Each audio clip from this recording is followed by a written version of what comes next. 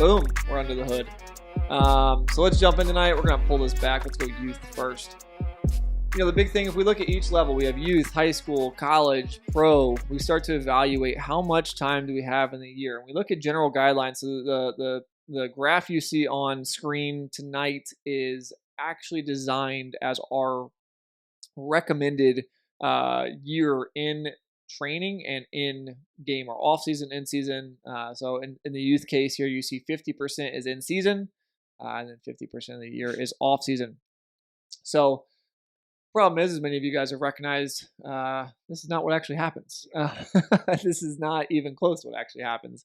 This is actually pulled, these dates are pulled from the Little League recommended year calendar and signups and registrations, all that. So you see spring being March to May, you see fall being September, November. And typically that's it for youth. I mean, that's 12 and under. That's what's recommended. Even 13, that's what's recommended. And during that 50% of the year where time is off, we want guys, especially at the youth level, playing different sports, experimenting with different things, jumping bikes off of stuff, and all kind of other stuff, being athletes, being kids, enjoying themselves, and then also playing seasonally, spending time in season and competing. It's not to downplay and say we don't need to play. Like, we need to play. I mean, playing and getting that stimulus is really important to helping, especially with the high level of competition, right? Yep. So 50% of that year we're playing with a high level of competition. It's really important we get that in. But nonetheless, it's also really important to have that time off. So as many of you guys have already noted, there's Little League All-Stars, there's travel ball, there's all these different pieces that we look at, and that conflicts with this schedule. So I want to jump ahead here real quick and Garrett bring you in on this. So the pro calendar, right? So here's the MLB calendar. Right? We look at this and we go, whoa, wait a minute. Like, if the pros are playing, they're playing February to September, roughly, right? And they come in, they get started up with us, just like they are right now. We have late October, mid-October, all the way into into November, where they're, rock and roll and they're getting moving. We always kind of have a drop dead date of November 1 for our pro guys to get in, get their throwing process to start. This is unique, I think, and Garrett, I'll throw this to you for a second. I see guys using this period of time, this off period, as MLB players or professional players.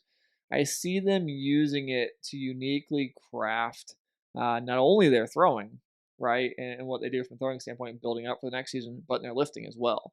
What are some of the questions that you've gotten from the pro guys this year? Just name a few things that guys are focused on. You don't have to name names, but obviously name a few things guys are focused on in the weight room.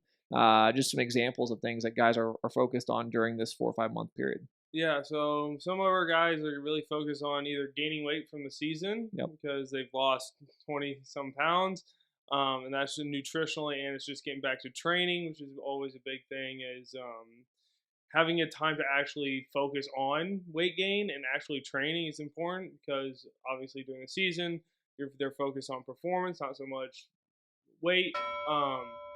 Another thing is they ask, when do we go harder? If they're going to go hard, it's like, we're going to go hard in the gym probably early on in the off season, which is counterintuitive what a lot of people do. Because by going hard, you mean like putting on a lot of weight, and like moving fast. Yeah, moving weight and actually what people usually think strength training is. That needs to be done at the beginning because, like, on the throwing side, it's going to be a lot lighter, so they can handle that stuff. And there still needs to be progression into that lifting, but it needs to be done earlier than later in the off season. Yeah, I think there's a contrast here too, right? Like, it's observing where guys are at coming out of their season. It's we talk about this exit pin concept, the guys leaving season and joining us for the off season.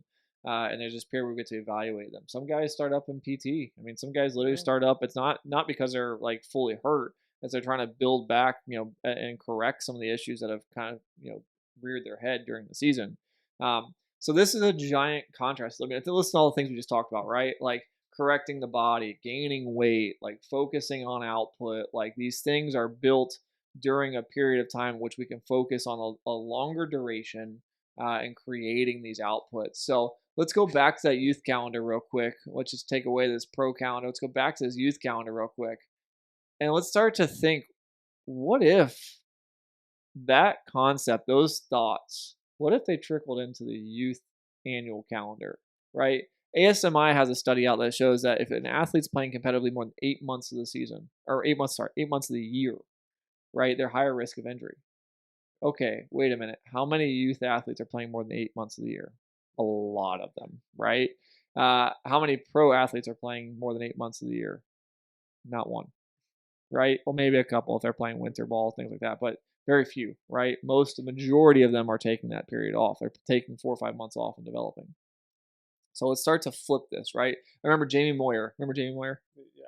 So Yeah, Jamie I'm Moyer not was, that young. I mean, you Yeah. know, yeah. So Jamie Moyer was the oldest pitcher of all time. He pitched for the Phillies up in 2008.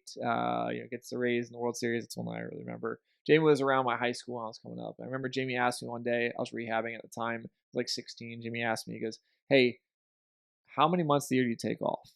And I'll never forget. I mean, I was like, I didn't have an answer, right? I was like, I'm like perfect game rank top 20. Like, I think I need to maintain my perfect game ranking. In my mind, it was get a college scholarship. It was maintain my ranking. It was throw 95. It was all of these categories. It was these things, none of which were spend time in the off season, figure out my annual schedule, like program better, etc. Right? So Jamie challenged me this. He said, "How many months a year do you take off?" And I was 16, and I didn't have an answer. And he said, "Well, the pros take 4 to 5 months off, so why don't you?"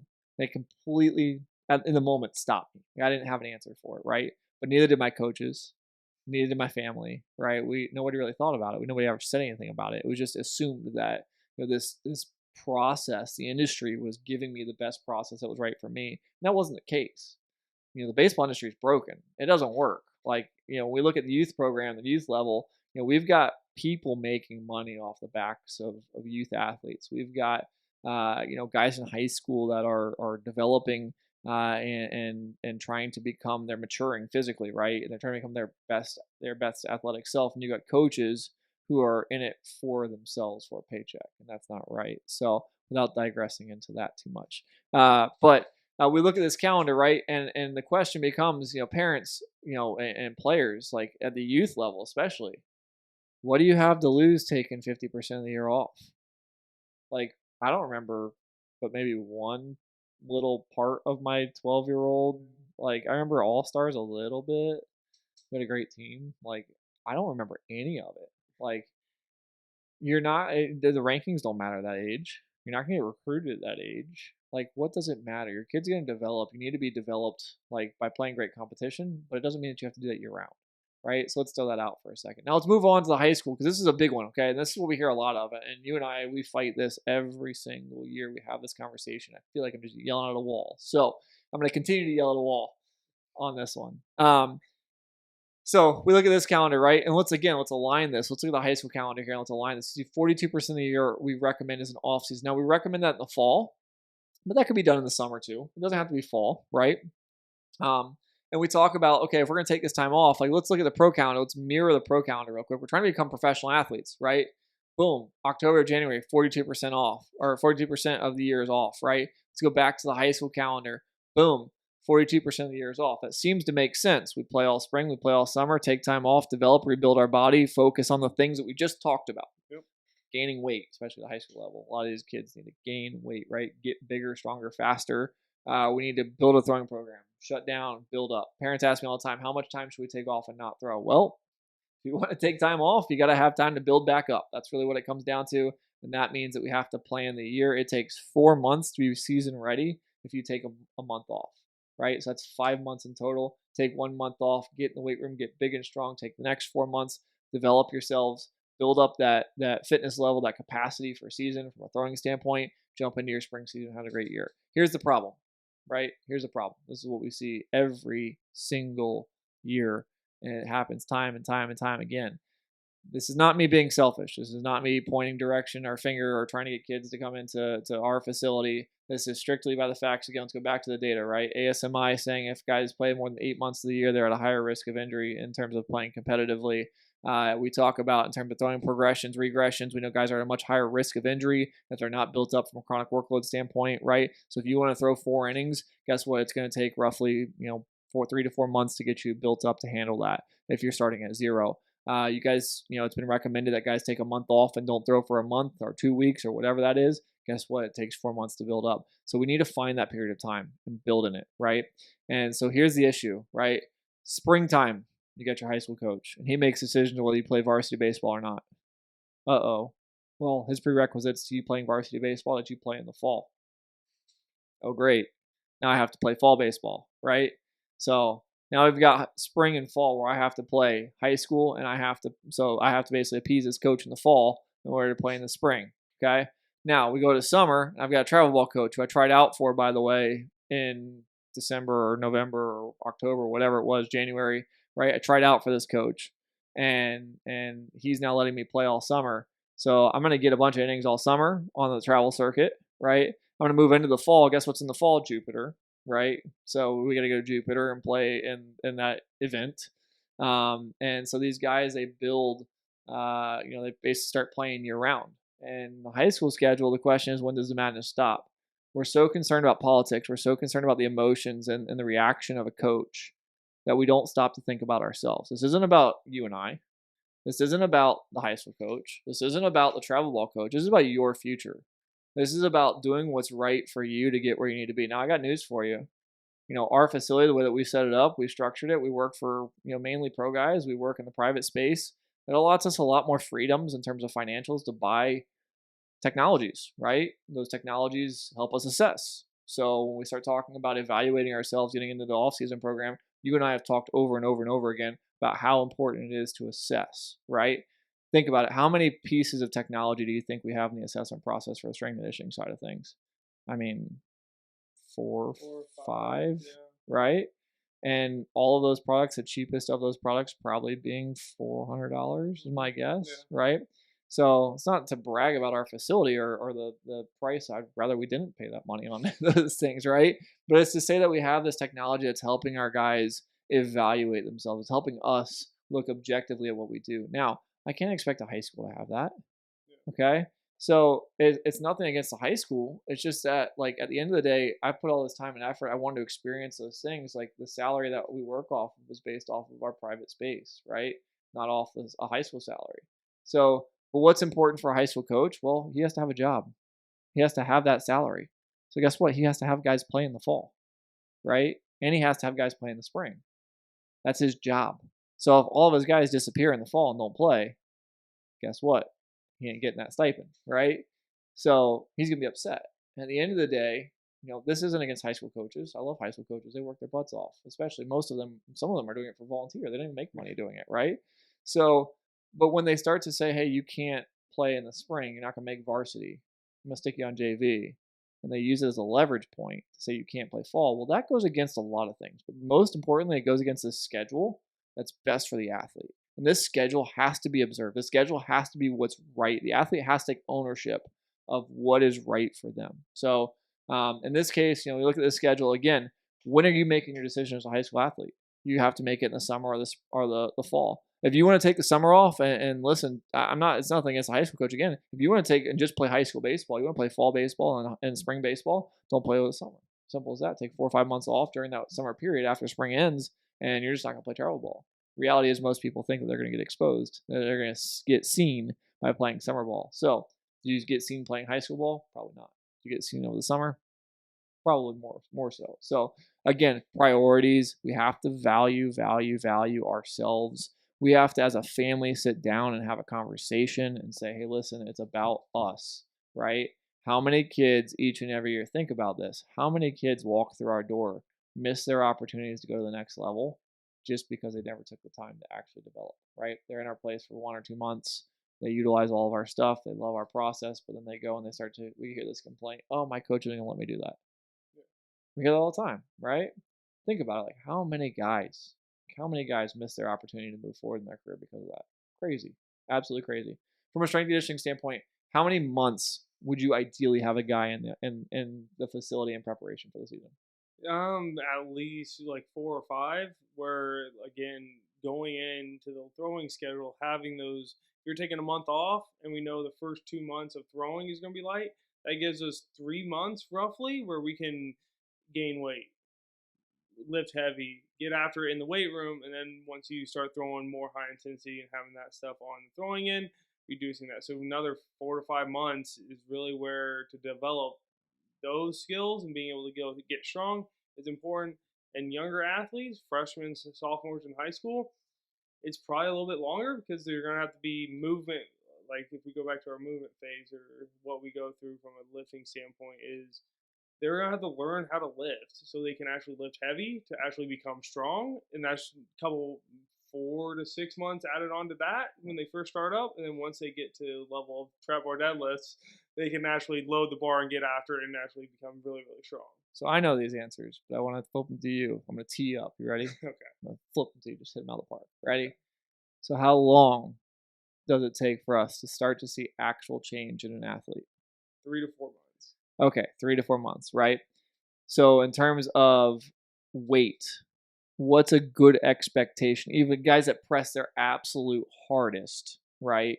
Yeah. Guys that press their absolute hardest, what's the expectation of weight gain for them? Weight gain is going to be 1 to 2 pounds a week. Okay. So if we're thinking 20 pounds, if you're 160 and you're trying to gain some weight, 180, that's going to take minimum 10 weeks. If that means if you're dialed in on your nutrition, dialed in on their lifting, sleep, everything is dialed in, it's going to be 10 weeks minimum. And if we're trying to get a little bit bigger than that, then it's just going to take a longer time. I know you've also talked about correctives when we start talking about mobility. Gaining mobility takes like minimum of 8 weeks, right? Yeah. So we start to put this together, we're starting to realize this is a 2-month plus process. Yeah. Okay. Minimum. Now let's go to our next category here, right? So we talked about high school and the pitfalls of high school. We don't find the time in a season. Now, most guys think, oh, I'm going to go to college. And my college is going to develop me, right? I'm going to #1 big D1 school in my state. They are focused on development. That's what I heard in my recruiting process. Man, I'm going to be developed. I can't wait. This fall, those coaches told me we're going to use all this technology and I'm going to get in a weight room and they have an outstanding weightlifting program. They're sponsored by a certain protein company. And you go, oh, well, that's amazing. You're going to get huge. I can't wait. So then we go to college, right? So here's the deal about college. Let's talk about college. Okay. I'm going to use myself as the example here. Okay. My junior year, springtime, February to May, I threw 110 innings. Okay. Threw 110 innings. I was a Saturday guy. Jimmy Herget threw on Fridays. Always in front of me. Jimmy. Shout out Jimmy. I threw 110 innings. I went to the Cape that summer. Okay. I pitched in the Cape that summer. I threw 67 more innings that summer. So it's up to 177 innings at that point. Came back in the fall. Didn't think I was going to pitch much. Thought I was going to take a fall off. Nope. You're going to pitch. I threw 15 innings that fall. 15 innings that fall. Okay. So that was September, November. Now it's supposed to be my developmental period, right? But I ended up throwing innings. I didn't need innings. I needed to get strong. Now, the guys at USF did an amazing job with me. That was just what we did it was a new coaching staff that year. So it is what it is. But no, I'm not. It's not a bash on any program, right? It's just saying that this is what happens in college. Like I went through the fall. I lifted. I threw. Tried to stay on track. Reality is I probably should have shut down and built up nice and slow and got through the fall. I then so here's the off season in college baseball. You ready for this? Off season, college baseball, 1 month. December 10th to 15th, somewhere in that range, or January 5th to 10th, somewhere in that range. That's it. You are off for 1 month. So you're going to go home. You're going to see your family. That's also during like Christmas, right? Yeah. So there's 4 days out probably. Okay. And Thanksgiving in many cases. Yeah, exactly. So we're through the holidays there, and we're expecting that 1 month off, we're going to get after it. I hear guys all the time, I can't wait for the off season. Can't wait for the off season. Can't wait for wintertime. I'm going to get after it. Okay, well, we just went over all these numbers, right? None of which did we say, hey, in 30 days, you can expect a massive change. Typically, that 1 month is a cleanup period. It's hey, let's look at what we're doing. Let's talk about some things, some strategies. Let's take this into spring. Let's do this appropriately. Let's take these drills. Let's take this corrective work. Let's make sure that we maintain these things in spring. You want to see change, come back and see us in the summer. Yeah. That's usually what that is, right? So again, breaking these misconceptions. A lot of athletes, and I won't go down this rabbit hole either, but a lot of athletes think they're going to go to Division I school, big D1 school. They're going to develop me. They got all these cool toys. They bought all this stuff. Then you get there and realize I don't use any of it. Oh, crap. Now what? Well, guess what? You got to plan a development period. Well, my coach told me I need to go to Northwoods League this summer. I need to go to the Cape. I need to go to whatever. Okay, well, maybe you should prioritize development. Maybe you should take those 3 months that you have in the summertime, and maybe you should focus on building your craft. Well, my coach wants me to get innings, get experience. Okay, great. Well, your coach also says you're not going to pitch on that staff until you throw 90. Your coach also looks around and he has 12 guys that are all throwing 95. Great. Guess what? Probably time for us to take a step back and figure out how to get on that wagon, right? I got to build a new pitch. I got to throw harder. I got to build myself physically. Whatever those goals are, we got to evaluate those and figure out how we're going to make you more competitive to get innings that next year. It's not going to happen by you aimlessly throwing innings, not lifting because you're got to go to some crappy gym, or you're on a bus traveling like state to state and there's no quality facilities for you to actually get stuff done at. This is not real, true development for the athletes. That is summer ball. Okay. I love the Cape. I would not trade that summer for anything. Okay. But I was also a junior in college and I was pretty physically built with my stuff peaking pretty solid where I needed it to. Okay. It's a case by case situation. Not saying summer ball is bad. We just have to evaluate again. When am I building myself? When am I developing? If the pros take 4 to 5 months off, why don't I? Okay. Why don't I? Again, having these conversations. They're tough conversations. And lastly, let's go to that pro calendar one more time. Boom. Beauty. Freaking love it. Well, we shouldn't have to wait till we're 25 in order to actually execute it, right? Like we should be able to actually do this up front. So that is our under the hood this week. That's our philosophy. Those are our recommendations. So whether you're a parent of a youth or you're a youth athlete out there, you're listening in, or you're a pro athlete, you guys need to think through your periods of time where you are training. How am I going to maximize this period off? Get myself where I need to be physically. How do I take a deeper look into this thing? Again, going back to the macro, micro cycles. If you guys want to go back and review that KP community, again, value there in terms of understanding how we break this down. Maybe a space for us to break down a future episode. So we'll see.